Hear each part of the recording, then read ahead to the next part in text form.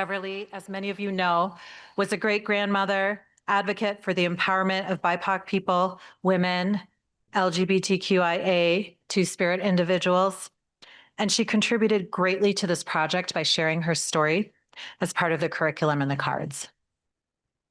So I want you to take a moment and go in your time machine in your mind and think about the world we were living in 5 years ago, 2020. You may recall the US was having a moment of racial reckoning. Do you remember all of the organizations that issued their lofty statements about the murder of George Floyd and committing to do better? Where are they now?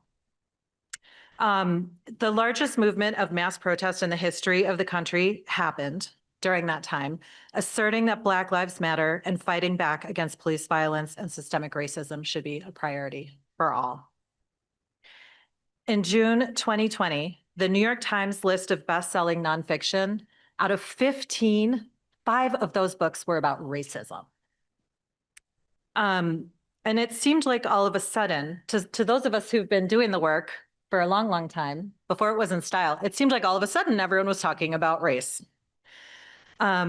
Those of us who had been working to address the multiple harms and violences of our racialized caste system in America for decades and lifetimes suddenly found that everyone wanted to hear what we had to say. During this time, the Let's Talk race cards were born, not because everyone was talking about race, but because before that, a former Vermonter, Chris Gaynor, saw a need, spoke to it, and then a community of incredible people came together to make this beautiful, substantive, and place-based contribution that reflects and uplifts the experiences of Vermonters and the persistent disproportionality of harms that Vermonters of color face. Can we go back to the first slide? I just want to name the partners in getting this, getting the cards launched. The Peace and Justice Center were instrumental, Change the Story, ACLU of Vermont, the Vermont Network, Surge, and of course, the Vermont Human Rights Commission. So just want to know, there's a lot of people work together to make this happen. So just for context, the purpose of the Let's Talk Race cards is to support meaningful and generative conversations about race that increase people's understanding about the context of race and racism in Vermont, to advance the narrative that we need to do something about it, to support growth towards anti-racist mindsets in Vermont, to humanize race and racism in Vermont, to offer stories, facts, and information, to support self-reflection and introspection, and ultimately, the end game, right, is to spark anti-racist action, helping people find their role within people's community and institutional context in making things better. So today we have the privilege of talking with some of the people who helped bring the Let's Talk Race cards into being. Each of our panelists has been a part of different aspects of making this happen, and I'm very excited to have you all, first of all, introduce yourselves and maybe share what your connection is to this. What was your entry point into Let's Talk Race? Sarai, would you like to go first? I assume. Great, this is on. My name is Soraya Hatari, she, her pronouns. I got involved with this in 2021 or 2022. Amanda remember better than me, when I was the executive director of the Peace and Justice Center. This project had already been in motion by the time that I got involved. And so the Peace and Justice Center was much more involved in kind of project managing it from concept and start to the actual cards that you see on your tables. And so we spent a lot of time thinking about I'm a facilitator and trainer by trade. So we spent a lot of time thinking about how do we make these cards useful so that anybody can pick them up, can start a conversation around race with them. And so I just want to give a shout out to Grace Pyle, because she spent a lot of time working with the graphic designer, working with Will, of course, who we got the rights to use all of his beautiful art on the covers of the cards. And so, yeah, so for us, it was really a project management, but also a lot of careful thinking through how to capture people's stories in a really respectful way, how to have more stories out there, how to have one place that has a lot of the facts that we quote when we talk about race, so that it would be easier for facilitators across the state to have really deep, meaningful conversations around race in Vermont.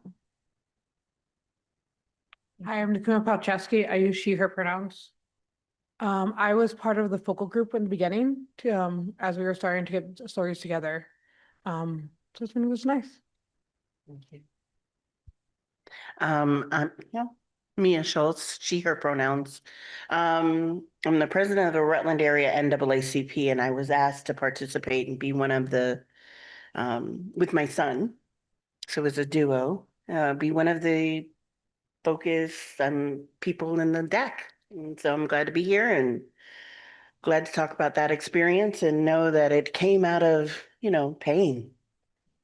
And so, but it also ended up in a bonding with my son. So, so I'm grateful for that.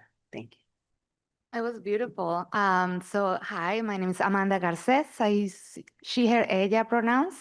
And I used to work for the Human Rights Commission when we took this over. When I met with Chris and Al, the amazing people that brought this to life, I was skeptical, very skeptical. And I was not sure that we could do it justice. And we did. We did. It was a lot of work and a lot of intention that went from focus groups of BIPOC Vermonters. Lots of work around like thinking about what people wanted to say. So that's how I got involved. And my name's Sarika Tandon, and I got involved at the end, after the cards had been designed and developed, to create a train the trainer to help people facilitate conversations about race. Yeah. So can we switch slides to the pictures of the art on the cards? So you have cards on your table. Feel free to open them up and flip through them. But I also just want to honor the incredible artwork that's part of the cards and the graphic design. So thank you to Juniper Creative Arts and Jessica Robles for doing the beautiful graphic design and artwork. There's these categories up here, and just wanted those images behind us while we talked about them. So I want to ask more specifically what it was like for each of you to be involved and what was important about it to you.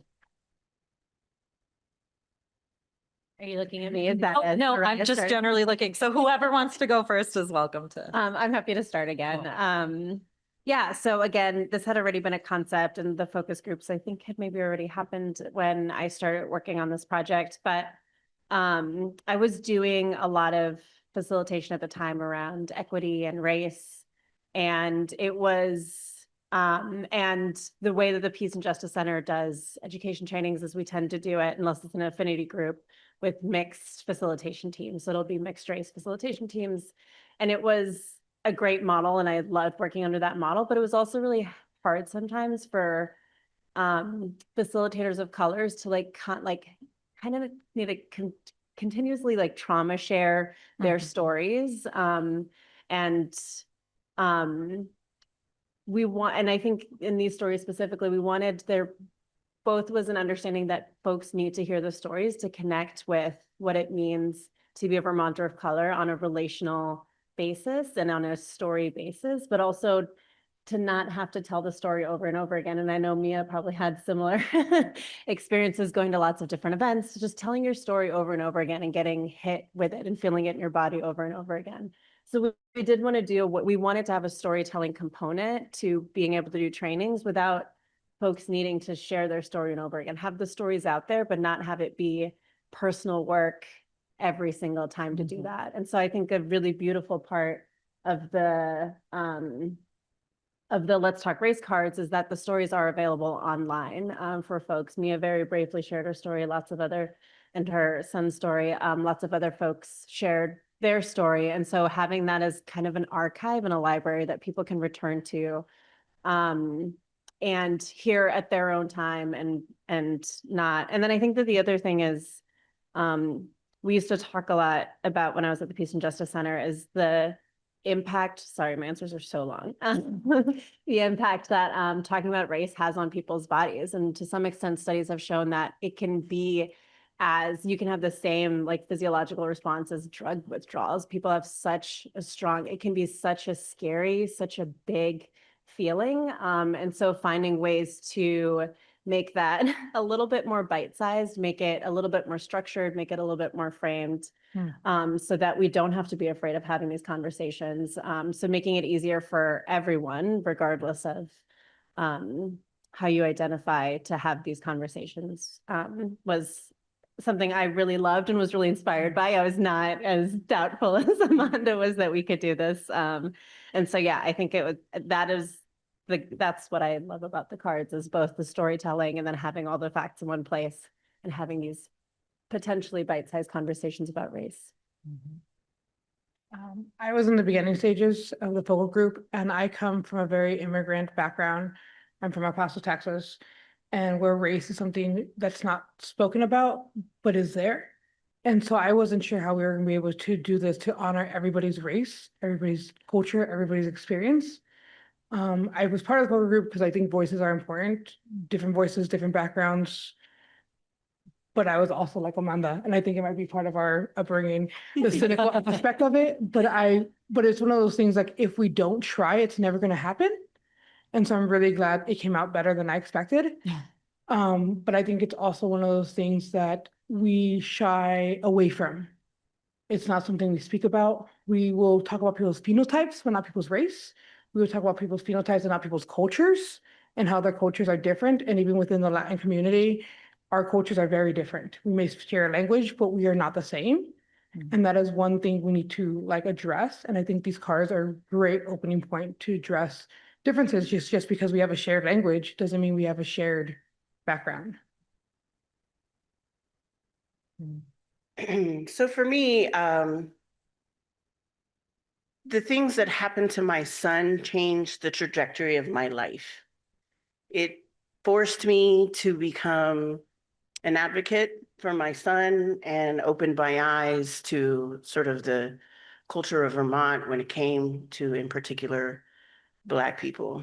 And so it kind of put me into the space where I am sitting here today to be with you. I'm the president of the Rutland area NAACP because of the incident that happened to my child. And then I'm a commissioner for Truth and Reconciliation, where we really do talk about the stories that are really hard to talk about and hear.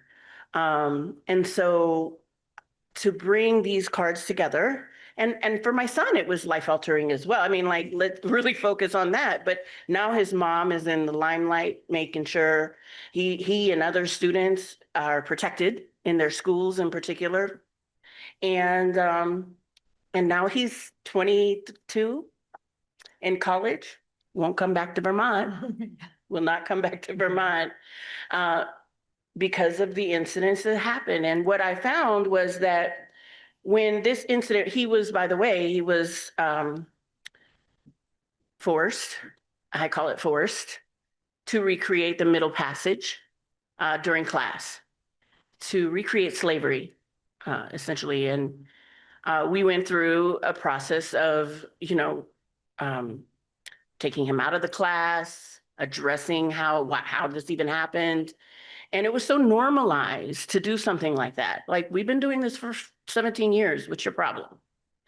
And the fact that the pushback that we got from that, because they had normalized this incident, this curriculum, was just shocking to me, that the fact that they couldn't understand why that was so problematic. But we had a win.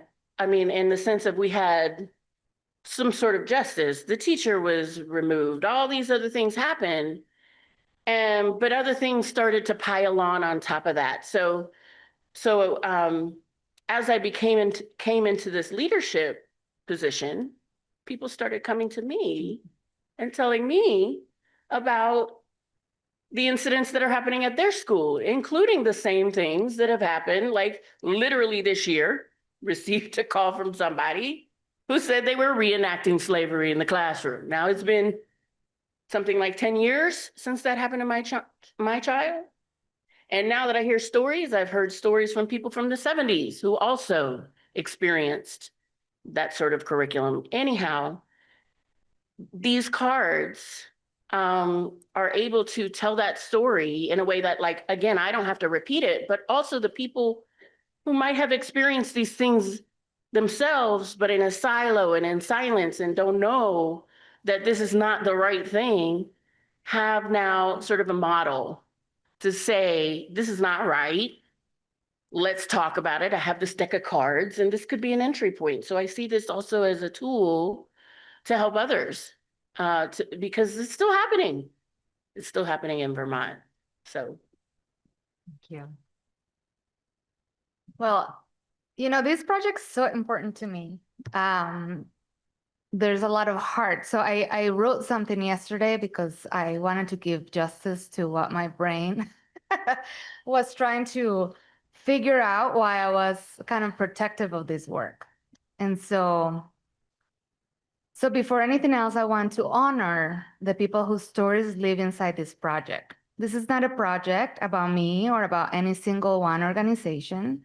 This is a project about what BIPOC Vermonters want white Vermonters to understand about living here. It came from 9 people who gave us their truths. So these are like their, I lost my thought. It came from 9 people who gave us their truths. It came from focus groups and from elders and from community members who were generous even when the world was burning. Every card in this deck is someone's life, someone's pain, someone's courage, someone's hope. One of our storytellers, Beverly, passed this year, and when I speak today, I speak holding her memory and the responsibility she left in our hands. I want to be very honest about something. My biggest fear has always been that this work would be taken and turned to a quick equity activity. Something people pull out of a 2-hour session so they can feel like they have done the work. This project was never meant for performative learning. It was never meant for people who think they have mastered anti-racism because they came to a training or read a card. We created a Train the Trainer because we knew what happens in this state when BIPOC stories fall into the wrong hands. We did that because these stories deserve to be held with care, dignity, and accountability. Not dissected, not simplified, not sanitized, held with the same love and courage that the storytellers gave us. So today my role is simple: to make sure the people who trusted us, including Beverly, Nina, all those who sat in focus groups to us to tell us who they wanted, the leaders who carried us through COVID, because we did this work while in COVID, in Zoom rooms, to make sure their words are not diluted, to make sure this project continues to live as a community effort and not a product of white consumption. Everything I said today is in service to that.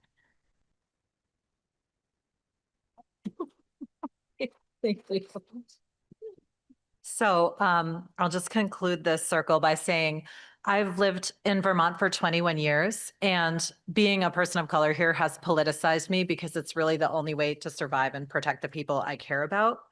And I am starting to see cycles of 4 at this point of hearing the same story repeating itself over and over about harms that people in our communities are facing. And I see these cards as it's an expression of resistance, and it's also a deep expression of our dignity as BIPOC Vermonters. And the gift of someone sharing you their story of harm. I just really want us to hold that with the reverence it deserves. And thank you all for your remarks. So I want to move us to a question about, so we were talking about everyone's George Floyd moment in 2020. And where we are now, where people are worried about being defunded for talking about equity and race, where the bestseller list no longer has 30% books on race. How do you feel about these cards and how we can use them? And is it different than when they came out? How can we be in this moment with this beautiful work? Anyone can start. Let's break up the order here. Go ahead, Amanda. We're thinking.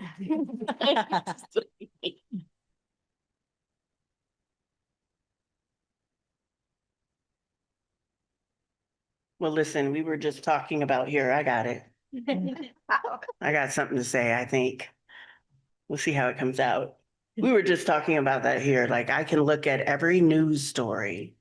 I can pick up anything and see that they forgot to talk about race. Like, that was a main component of the story, and we just skirted around it and didn't say the words. One example was Northfield. The town of Northfield doesn't have a chief police because the chief police went through too much racism. And now they're in transition and they don't have law enforcement essentially. So the news came on and said they don't have law enforcement, and the neighboring town said no. And what are we going to do? But they forgot to talk about why they don't have law enforcement. And I can see that happening and being perpetuated more and more and more while we're literally trying to erase the uncomfortable conversations that we were trying to have 5 years ago. The uncomfortable conversations are no longer happening.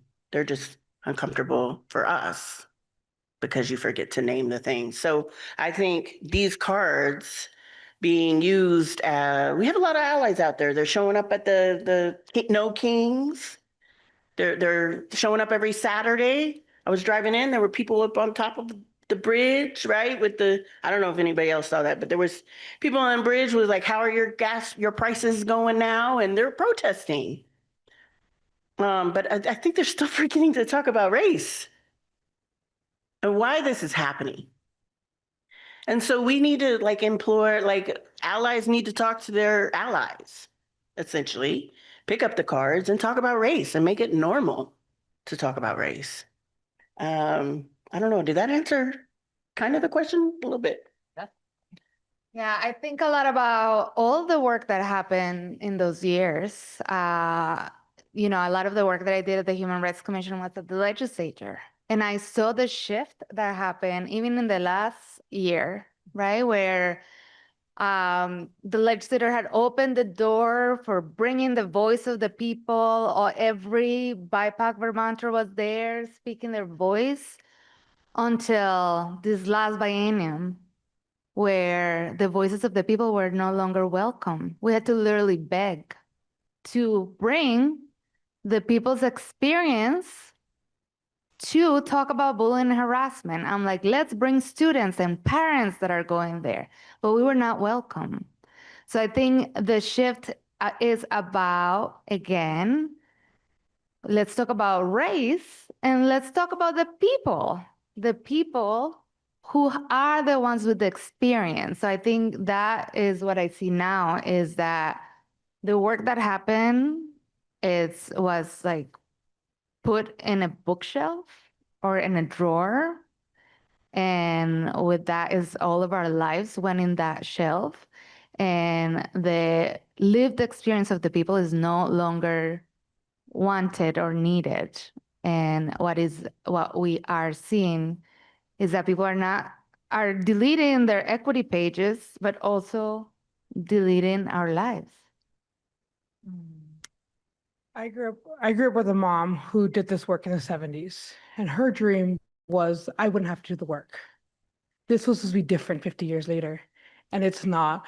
I think when the movement happened in the 2000s, we thought we were going to bring systemic change, and we learned very fast which organizations in Vermont were really rooted in equity and equality and gender affirming when the administration came out with change. I understand funding is an issue, but a few of our nonprofits have decided not to change and stay steadfast, continue using the terms racial equity and inclusion, while others have taken that off their pages. And I think with these cards, we're supposed to continue the conversation, but with the current administration, the conversation has become mute. And as an outsider from Vermont who moved in, I always saw Vermont as a utopia. That's what we show the world. We're a great place, we have all this stuff, but we have a very underlying problem that we don't show. And I feel that during the administration's change with their policies, we saw the organizations who did performative equity instead of people who were rooted in equity. And I'm hoping it will change. And I had a hope during the early 2000s that it was going to change, but it's so systemic that it's hard to bring that change. And this is why the conversations are so important to have, because unless we change systemic oppression, the equity will not be there. It's going to be easy to flip-flop back and forth with what the ties are saying. And I feel like there's a lot of flipping back where our voices are no longer needed because it's not the cool thing to do. And so I'm hoping these cards will at least open a little bit of conversation where it's not necessarily has to be a performative action, but it's actually let's have a deep, uncomfortable conversation, because many of us live uncomfortable lives in uncomfortable rooms because of who we are. Where we're not acknowledged, no matter how smart we are, no matter how much education we have, we are still women of color in certain areas where we are not addressed. And I really hope that cards like this will make people understand that this is what we live. It's not a choice. And most of us have fallen into our culture, but it's really important that we have these conversations. If we're uncomfortable, I don't want other people to be uncomfortable, but it's important that you understand where we're coming from. It's funny because my family was the exact opposite. I grew up in Oklahoma, similar to Texas.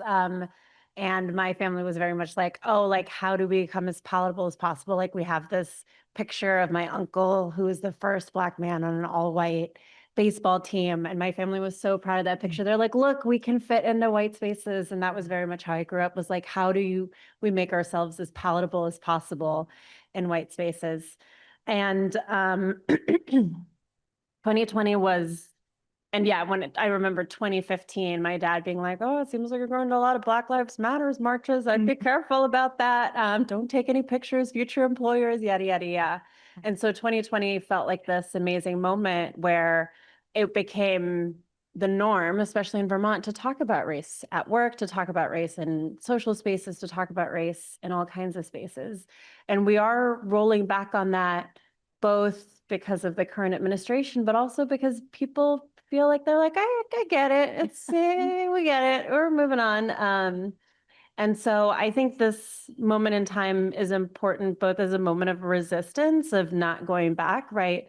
And sometimes people are like, oh, we just had to change this. Sometimes I'm like, stop deleting the equity page, stop deleting specific words. I don't care if you don't get the grant. Maybe you don't get the grant and you write the words into the thing, because it's important for people to realize this is still important to us. We're still showing up. We still have to talk about race, even when it means we get less money, even when it means, and I understand that's not the same for everyone at all times, but I wish we were a little bit braver in this moment at saying, no, actually, I'm going to keep doing this thing that I've said I'm going to start doing, and not go back on that commitment because of what it means. Like, why is our goal right now to be more palatable to administration we don't believe in? Yeah. And so I think that is what this moment is we're going back to trying to be palatable instead of being honest. Thank you so much, everyone. The other thing, yeah. The other thing I want to highlight, if we zoom out for a moment, is that everything that's happening right now in the government is highly racialized. These policies have intensified disproportionate impacts, and they are designed explicitly to do that, not like before when it was just hidden in the systemic racism. And the disparities that our communities have faced are going to get worse. The data is already showing that things are getting worse in all these different ways. So the idea that and nobody said this, but the idea that like we shouldn't be talking about race because we need to worry about the autocracy or whatever is like, actually, no, this is one of our biggest acts of resistance. And history has told us that when we need to make social change, it comes from the grassroots. And the strategies, the best, most transformative strategies come from the people who are most impacted. And I feel like looking at all of you, like this is your and everyone who touched this tool's gift to Vermont. Like you have the information you need now. Please pick it up and use it and integrate that lens, because fashion or not, like social justice goes in and out of style, I guess, in the mainstream, but that's not what this is about. We're not playing to trends here. We're trying to get free. So I think this moment, I had to think about it for a while, but I actually think they're more important today even, and they were already incredibly important before. Yeah. So, hey, can I do a time check? Does anybody know how much time we have left? Because we started late. But what time how much time do we have? Do we know? Okay, we have half an hour more. Great. So I just want to give you a heads up for our last 20 minutes. Zoraya is actually going to lead us through working with the cards together so you can have a participatory experience with the cards. I just wanted to get in a couple. Okay, great. That's great. Good. So we have time for a few more questions. We also will be doing Q&A. There's a couple more questions I wanted to ask the panel, and then we'll move to Q&A, and then we'll work with the cards together. So my next question, and I'm going to start with you, Mia, is Amanda has really emphasized the importance of honoring the stories of the people who shared their trauma with everyone. So how do we honor your stories? How do we honor your story? How do you want to see people holding that with the respect that it deserves? Mhm. Well, I guess, you know, finding ways to interrupt that story from happening anymore. I mean, essentially, we tell the story so that it won't repeat itself. Like we tell our trauma so people who also have experienced similar things can feel validated and understand that they're not crazy, and that they too had something traumatic and something bad happen to you, because there's a tendency to talk yourself out of your experience and tell yourself that it wasn't that big of a deal. So I hope that there are people that hear the story and who might relate to it and feel validation from it and feel like they're ready to interrupt in their own ways, in their own communities. And so take the stories and do something with them. I think that honors it for me is action. Anyone else want to comment on that question? How we honor the stories and the voices? I think Mia hit it really well. Is we will share, for one, solidarity with other people. We are really good, since many of us have gone through several traumas of injustices. We tend to gaslight ourselves into saying it wasn't that bad. It's okay. My mother experienced more with my father, my cousin, whatnot. So it's really important that we, as a community, acknowledge that this does happen. But if we're the ones acknowledging it, it's really important that the others acknowledge it too and learn from it to ensure to be the voice if you see an injustice, to speak up, because sometimes the person may not be able to be the person to speak up because of harm can be done, but if you see it being done. And so I think honoring these stories is taking them, internalizing, and being aware of what's happening in the world around you. You may see microaggressions, and it's really important that we speak it up in this way. It can be moving the person from the situation. It could be verbally speaking up to the person that's saying them. But I think one of the best ways to honor these stories is actually using them and learning from it, and not using it as an entertainment to go through and pretend like, oh, I heard the story, I'm done. Let's actually use the stories to bring some change to Vermont and the world. Yeah, and I think that's a big, is, what's the difference between an ally or like a co-accomplice, right? Knowing in your heart of hearts that you're like, I think this is wrong, and not doing anything about it. is a step, but it's not that different from knowing in your heart of hearts that you're like, I think that all of racism is fine and not doing anything about it. And so showing up and, knowing the stories and knowing the facts so that when something happens, you like, right, those are our tools, those are our armor. So when somebody says or does something, you have a different narrative that you can bring to the table. And I think that's true I think we've all been in moments where something terrible has happened and we've frozen. And I don't think that that's a white thing or a black thing or a BIPOC it's just like it happens. And so I think preparing ourselves for those moments, I think we have to prepare ourselves for those moments, especially cross intersectionally as BIPOC women, sometimes as queer BIPOC women. And so we have to do that work. And then if you get to choose to do that work, then choosing to do that work so that you're also prepared in those moments to be like, hey, actually, I know the language that I could say right now. I know the stories, I know the facts, and I can counteract what is happening in the moment with knowledge. And also, I would say, sorry. No, I was just gonna add one thing, but you go Go ahead. Yeah, are you sure? Yeah. I just wanted to add, Vermont is the land of intentions, right? Like, I didn't mean to, change your life forever. It wasn't my intentions. I mean, really, like a lot of our stories are rooted in these like good intentions. Like that was one of the very first things that they said to me was like, well, we wanted to teach your son about slavery. Like, how else are we supposed to do that? Or I think there was later another role play thing that became big about immigration. And they had this whole, like, we're trying to teach equity in this thing that's very damaging and dehumanizing to the to people and to actual people. And that's not my intention, but now this is very intentional. This is rooted in anti-racism. It's rooted in the real truths of people. You don't have to role play. You can actually listen to the stories and evaluate and pick that apart and talk about that. You don't have to do the intentions. You can actually do what's right. That's how you honor that. Yeah, and I think it's also going that extra step. What does it mean when Mia shares her story with her son about a school violence, right? Like what is happening in schools? Get involved. We need more people involved in changing the systems. So that it is, I think everybody agrees that we are not choosing this work. We kind of have to do it,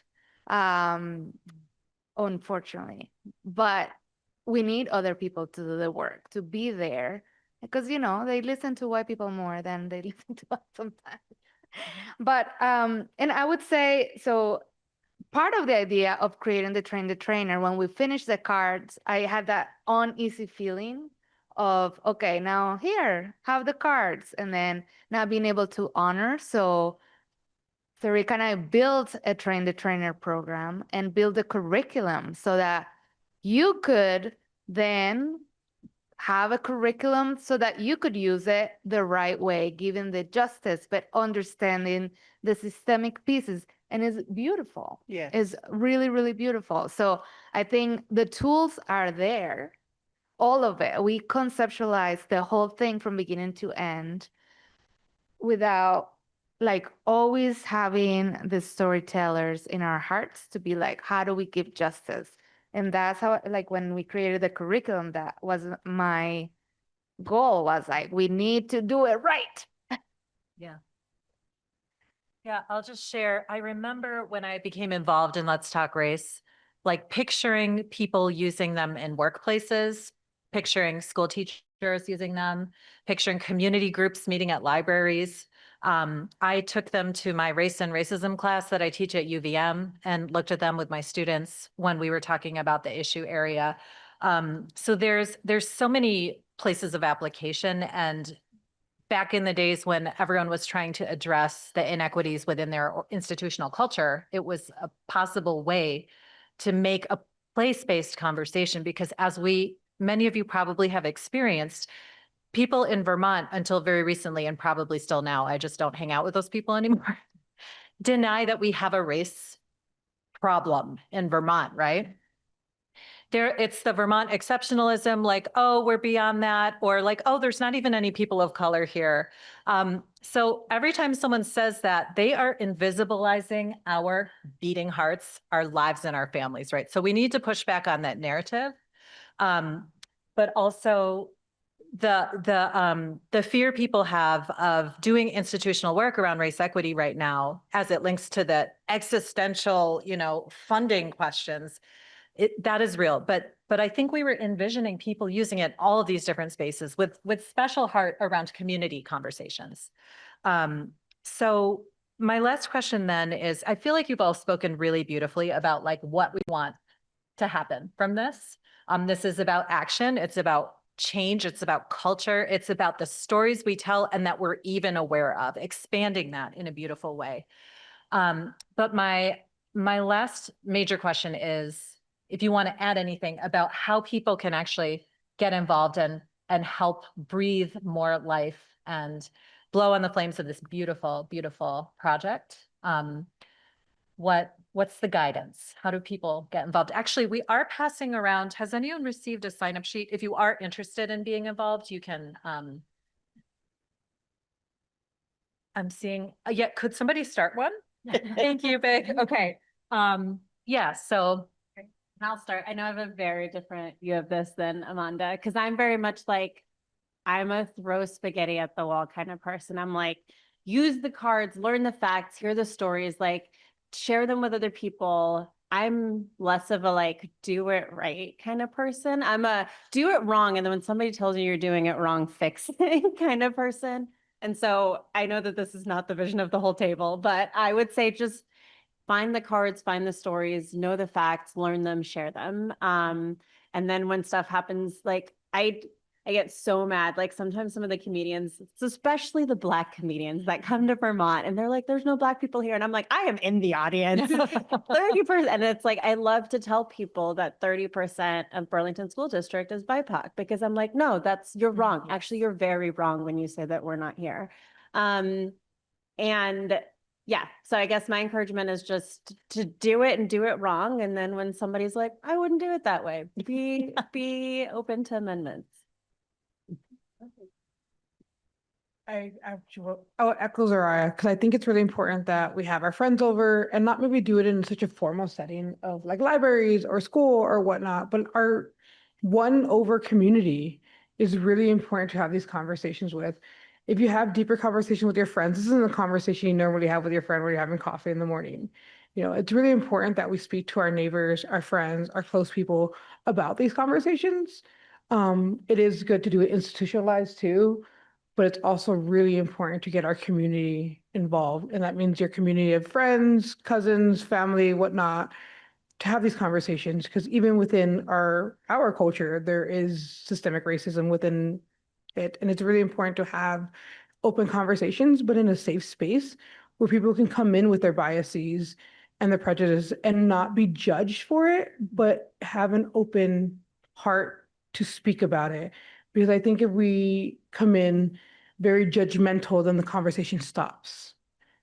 And so I think these cards are a great way, kind of like a game, like a Uno game. Let's have this conversation, but in a fun, deep way without judgment and being safe for everybody to speak their minds.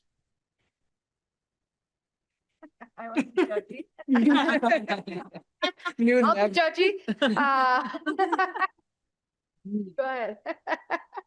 I don't have too much to add. Like, yeah, icebreakers. Like, you want to use it as an icebreaker. Listen, Vermont's good about having coffee with each other, right? Like, let's go meet for coffee.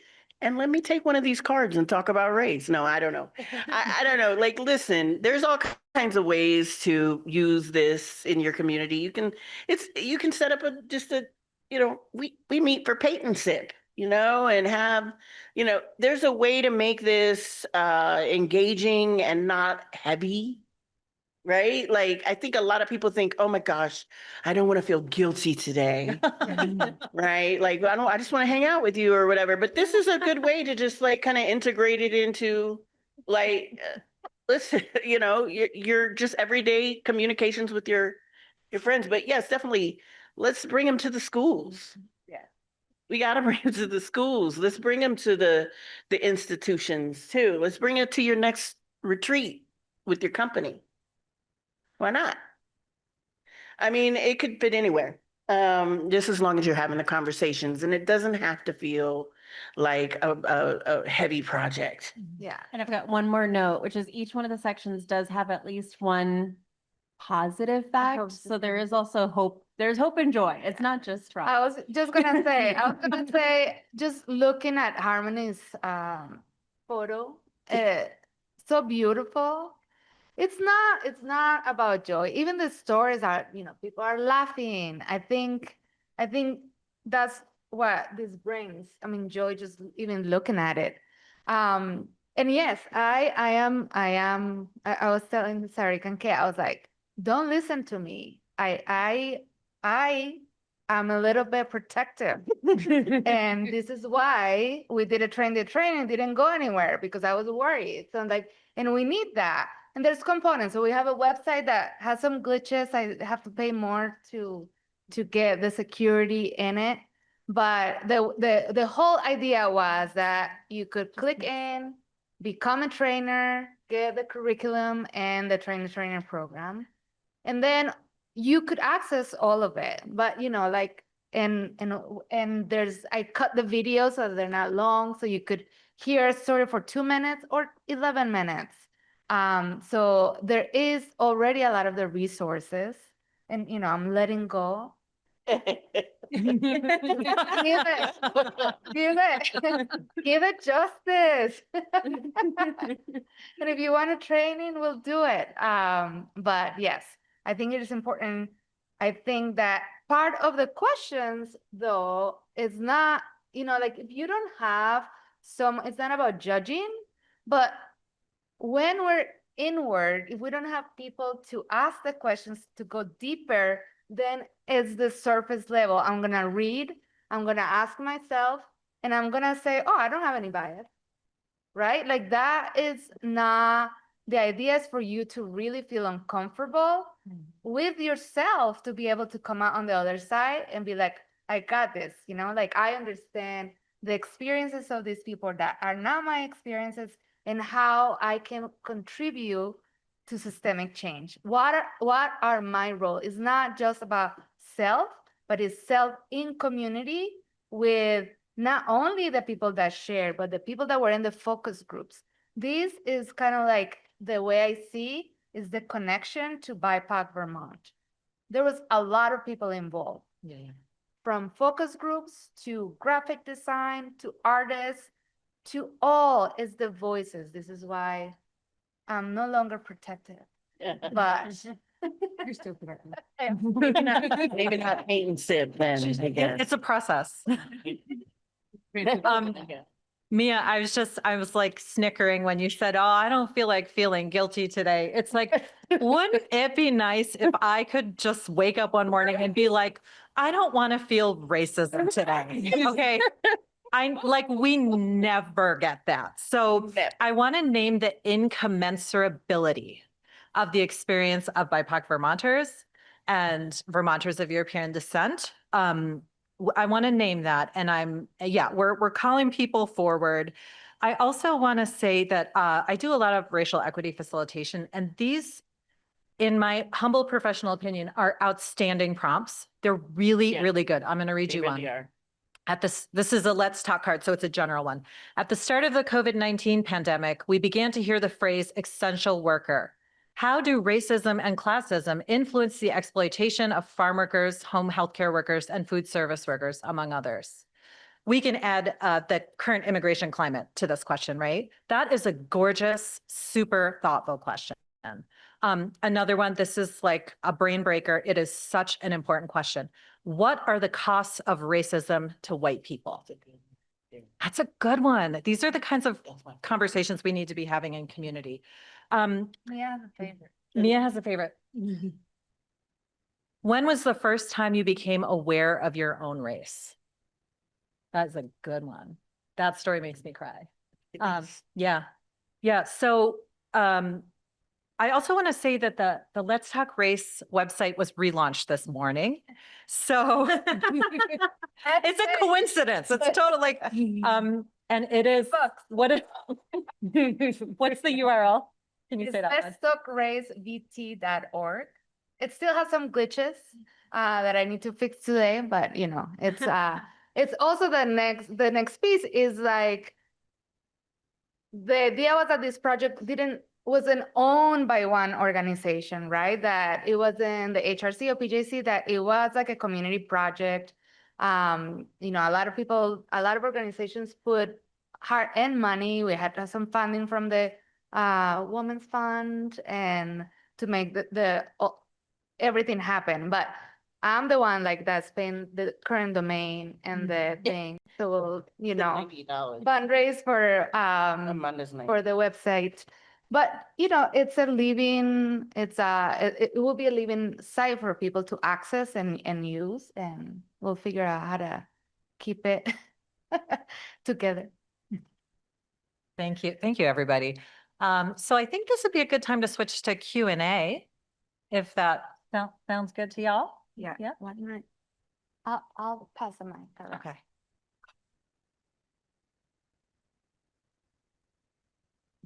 Do folks have any questions or comments? Oh, she's gonna do you need to be sitting. Somebody else should do that. Hi. So for me, race is a construct that changes over time. Yeah. And so I feel like defining that with how you're talking with other people, like for me, I'm kind of interpreting it as how other people perceive me and what categories they put me in. And is that what you mean when you're talking about race? I understand what you're talking about when you're saying culture, but I don't associate culture with race. So it feels confusing. That's fair. So let's just name race is a social construct, and it's a dumb one. It was designed for oppression. It's not a good system of categorization. And we are kind of stuck with the impacts of that. So we're going to talk about it using that frame while also naming the frame itself is deeply flawed. I want to read you the definition in the insert, just because the very thoughtful, brilliant people who came up with these, there's an insert in the cards that defines our terms so that people can be grounded in shared definitions. So just to answer your question, I will read this out loud. Race is an invented or socially constructed concept that is used to categorize groups and cultures on the basis of physical differences transmitted through descent, like skin color. And it doesn't make any sense. So that's part of the conundrum that we're grappling with in anti-racist work.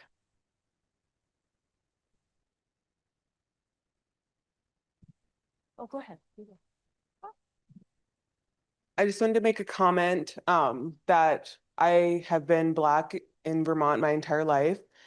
And my desire to talk about race has ebbed and flowed based on my experiences. And I think it's important for non-BIPOC people, for white people to understand that it's a privilege to hear someone's story and hear them talk about their experiences with race. And white people need to be talking about race. And it's a choice for BIPOC people to share their stories. Thank you. Hey, y'all. I don't have a question, and I'm trying to not say too much. But Soraya, thank you for naming the percentage of students of color in Burlington, because in Brattleboro, it's the same, it's 22% in the school districts in Brattleboro, and people are just stunned and can't believe that. First, I just want to honor and appreciate the five of you for the emotional labor that it takes to sit up and tell these stories again and talk about this project. I think, and I know a lot of you, so I know you are strong and that you'll just go on with your day.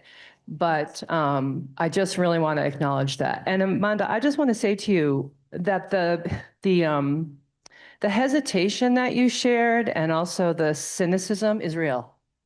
So, and I get it. I understand. Because there's no reason in many ways for folks of color to think that we're going to do it differently, that white people are going to do it differently. So I feel my responsibility as somebody does a lot of, as some of you know, does a lot of white work in the state. We run a white affinity group. Folks can find out about that. We do it every other week. Is that we're really responsible for how this changes, that white folks need to do the work. And I'm happy to talk with more people about that. But I think, again, understanding that we can walk away from this. And so I understand when people of color can't trust that we're really in it.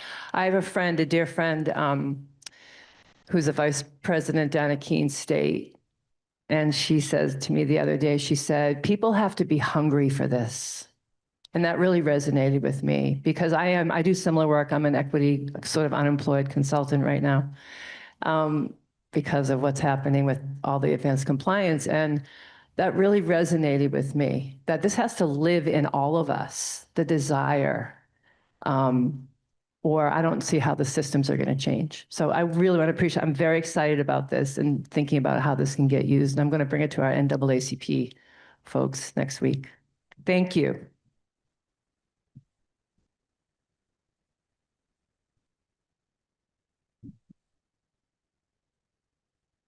I don't need mic, but I know. I really wasn't gonna say anything because this stuff is really like knee deep for me, and I'm not even gonna go there. But I think I'm conflicted with this, quite frankly.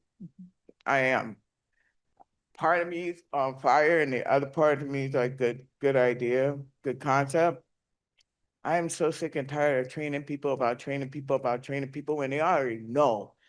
You know what you are. You walk in your body, you talk in your body, you live, you sleep, you eat. You know, why do you have to train somebody on basic humanity? Like seriously, why do we have to keep training you on how to treat another breathing, living human being? Why do you have to be trained on that?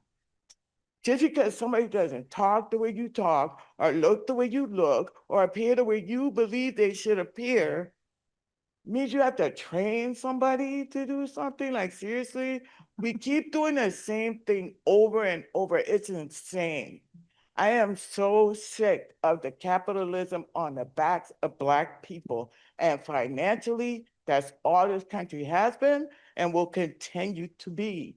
It's not about what they're doing in DC, it's about what you're doing with yourself and what you're doing right here in this state.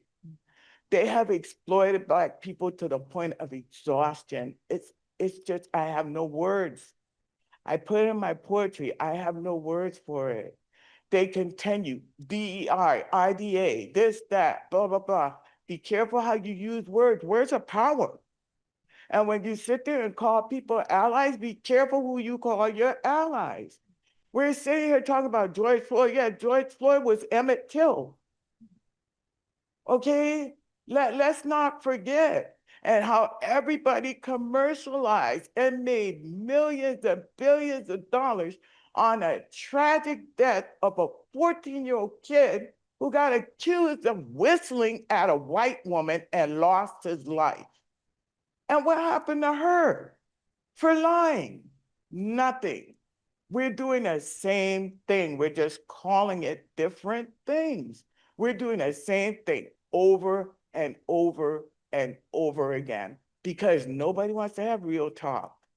They don't want to have real talk. They want nice, beautiful little pictures. They don't want to see what Mamie Till did and just exposed it for what it was. This is what they did to my kid. It went everywhere. Look at everybody talking about George Floyd. Nobody talked about what happened with George Floyd. Nobody talks about the fact that there were people standing right there. And nobody stopped to stop it. Everybody capitalized on George Floyd. That's facts. We can try to dress this up. We can try to make it look pretty. We can do that 50 million times a day. But until we deal with what it is, whether it's Vermont, Texas, I grew up in South Carolina. I lived through all this stuff. I lived through when I had to go to this place. I had a white woman spit a white student right in my face and had the same experience right in Milton, Vermont.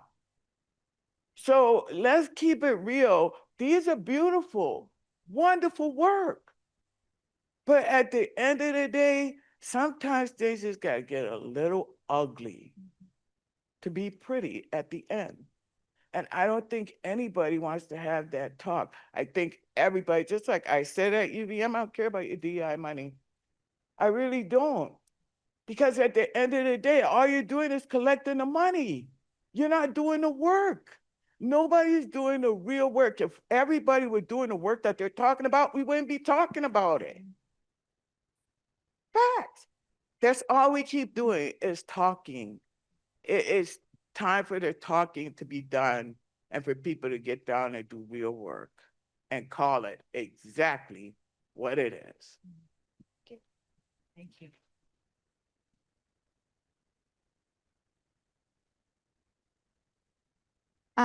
Can this tool be used with youth and children, and what age is it appropriate for? Clearly, the adults have to do the work first.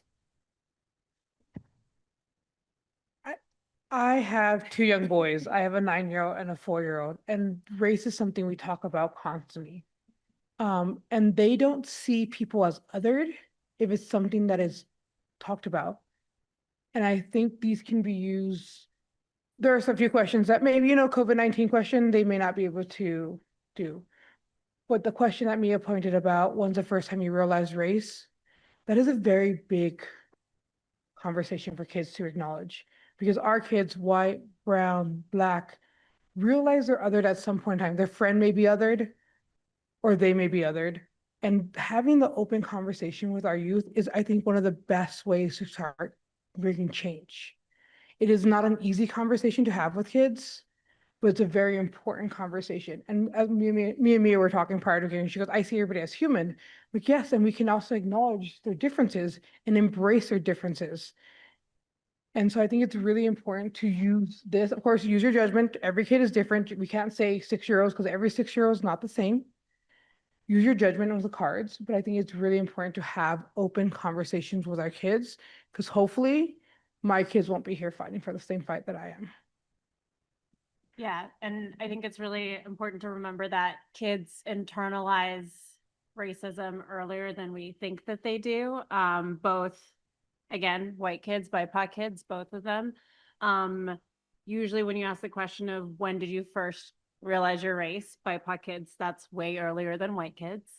And so I think absolutely this actually, like we said, this is the beautiful version of a lot of the hard conversations. I think this is absolutely appropriate to use with kids. Just use people, if you're working with kids or you have kids, use your own judgment on like which cards to present and which cards not to present. But this is something, conversations about race is something we have to do early and often.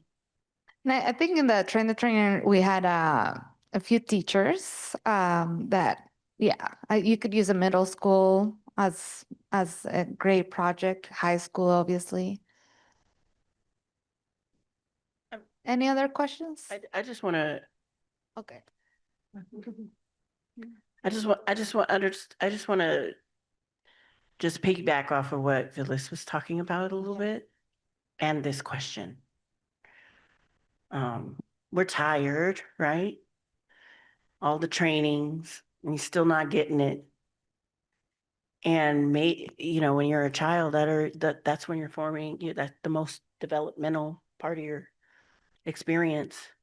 And I think the earlier the better, and then maybe we won't be so tired later. I mean, I'm just thinking about these two, the statement that you made and the question that was asked afterwards, they go hand in hand. Because the earlier that we start having these conversations, the longer we can continue, the change starts to happen generationally. This is generations of violence. in terms of Vermont, like, we might think I'm not gonna put me in there, that they're exceptional because it's so progressive, or whatever, but it's not this 96% white on accident either. Right? Like, this was constructed this way too. There are tons of people that I have known, BIPOC people who have come here and had to leave. This is intentional, right? Like, so this is not something if we're exceptional about anybody, it's about running folks out of town. So just thinking about like these are and that's because we're not saying what needs to be said, because we're trying to be too nice, or what we perceive as nice, or we're centering the wrong people. So I appreciate what you brought here, Phyllis, like, we're tired. And I appreciate the person who asked about the age, because I just think you can start talking about race early, because we start having to deal with race immediately ourselves. I think this How is much- your last question. Last question. So something I'm not hearing very much is we have an overtly white supremacist government at this point.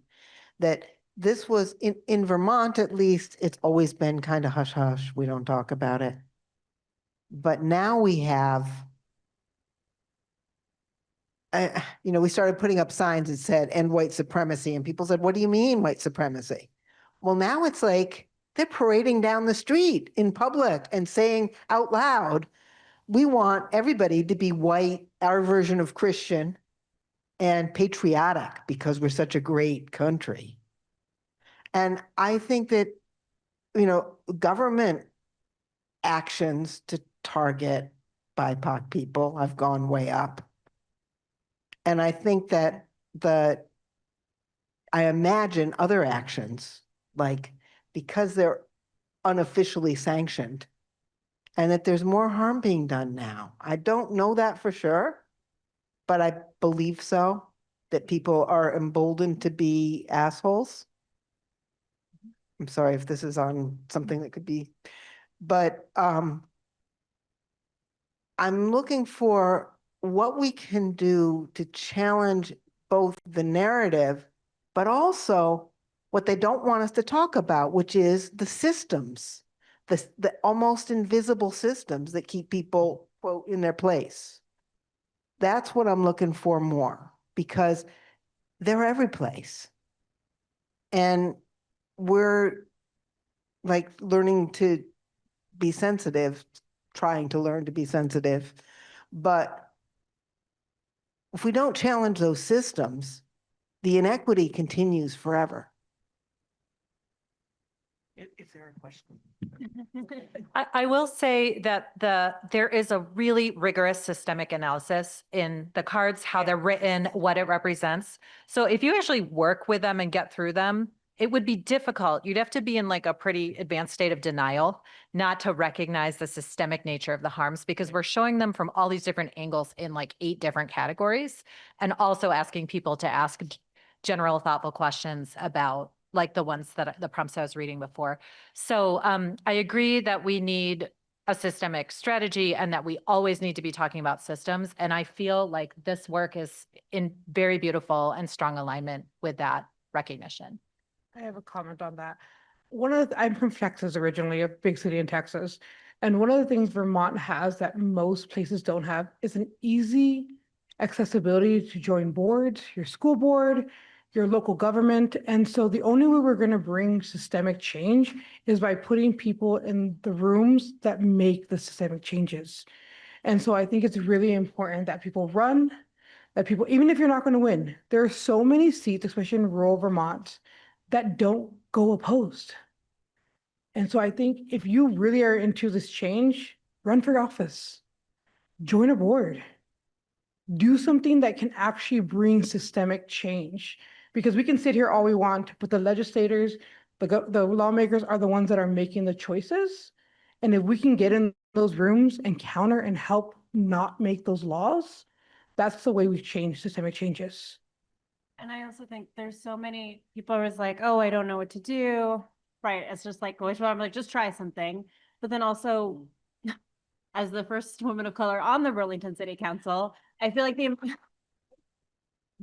amount of times that people were like, I just don't know what to do. And then when you have a force of women of color or other people show up and are like, hey, this is really what we think you should do. And people go, oh, I don't think so. I think that would actually be bad for you if I did that. I think that's cute, but we're not like, I think it's actually very easy to show up. I think there's so many places in Vermont where people are being like, hey, this is where people have a really clear idea of like, hey, this is what we need, whether it's like on environmental justice, whether it's on like school justice, like there's so many places where people are being like, hey, I think this isn't right, and nobody's showing up. So it's like, just show up and be like, hold people accountable to saying, hey, you said you would do the right thing if somebody told you what the right thing was, and now you're not doing the right thing. Can we make the right thing happen? Like there's so many battles happening right now in Vermont on those topics all the time. So just show up. I would say that we are saying, and what we're saying, use this as an act of resistance in these moments. I feel like since I've been in Vermont, people have been explicitly racist. I don't think that has changed. I think, yes, more people are involved, but that's not new. It's not new in our schools. It's not new. It's always been there, yeah, to little up, but it's been there. People have felt it. Students have felt it. They have seen it. They have felt it. And I think using the cards and learning about yourself and learning about what you can do is an act of resistance in these times, especially hearing these stories and thinking about what am I going to do next with this. Listen, it wasn't like the system wasn't broken. It was designed to be like this. So, and for generations, people have tried to move the needle. And they have and then the needle comes back and it ebbs back and forth. We live and breathe and swim in this white supremacy. We all are impacted by it. And we all sort of live by it in some ways. We have to pay attention, right?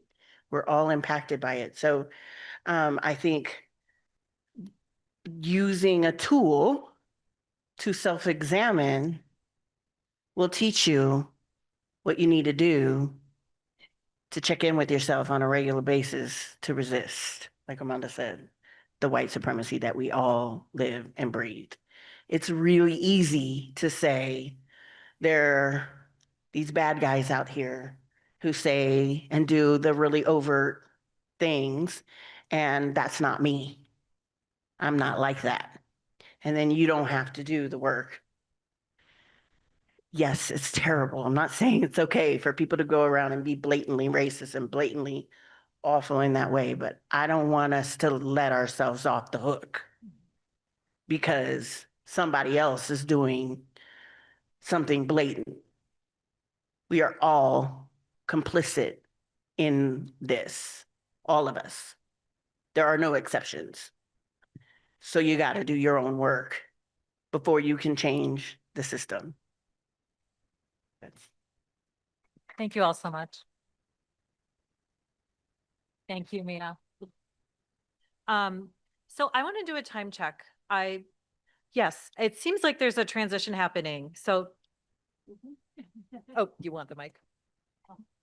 Yeah. Yeah, I think our other panel that is running concurrently has wrapped up. And our next panel will start a few minutes late, but we only really have a few minutes till that time. I wanted to mention that the Human Rights Commission is really committed to moving this project forward in the year ahead. So if you're attending virtually and you're not able to fill out our sign-up sheet to participate in a Train the Trainer or learn more about how you can bring these cards to your community, please email us at human.rights@vermont.gov or put your email address in the Whova chat for this session, and we will add you to our list and we'll absolutely be in touch with you. Thank you. Thank you so much, Big. So we're gonna close, and I just want you to know that behind this very table, we have 3 boxes of Let's Talk Race cards. And we are willing to give them to people who can promise to honor them with the love and care that we've put into building them and into this panel. So that resource is available for folks. Yes. You might have to get past Amanda to get the cards, but I will distract her. So I'm gonna ask y'all, do you have a closing remark, like 1 to 2 sentences, or do you feel like you said it already? You know, I always have words. Yeah, I think that going back to like the definition of racism and the like hate and the administration, whatever else, for me, racism isn't what people feel in their heart of hearts. It's the impact on people of color. And so the goal is not to get to the point where nobody has any hate in their heart for BIPOC people. It's to get to the point where that doesn't matter. It doesn't affect people's job outcomes. It doesn't affect their mental health. It doesn't affect how they move through the world. And so we don't have to fix the lowest common denominator. We have to fix whatever the average, something. And so I think I just want, and I think that's maybe what Mia was trying to say at the end there, with it's like, it's not like we all have to do the work. And if we change the system, then it doesn't matter if there's a shitty president or if there's a shitty person on the street yelling upset, like those things shouldn't matter. And so we all have to do the work so that those things don't matter. And so, yeah, I think I just want to emphasize that it's not, you don't have to make the system, you don't have to make everybody perfect. You have to fix the system.